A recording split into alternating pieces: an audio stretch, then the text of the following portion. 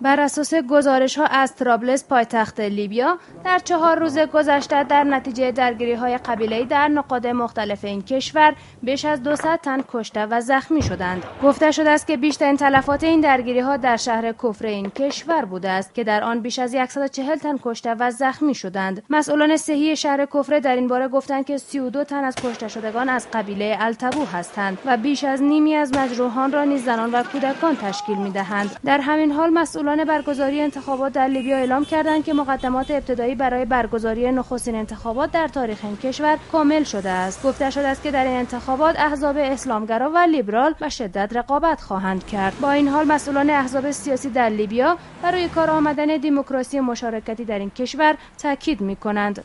استجابه لرغبات الناس و اختیار الناس فی صورت دموکراسی مشارکتی چیزی است که حزب الوطن بر آن تاکید می‌کند. برای اینکه مردم بتوانند نمایندگانشان را انتخاب کنند، ما باید برای روی کار آمدن یک دموکراسی مشارکتی تاکید نماییم. هدف اصلی باید برابری و آبادانی کشور باشد. سيختار على انه يجب ان يحترم بناء على احترام اختیار الشعب.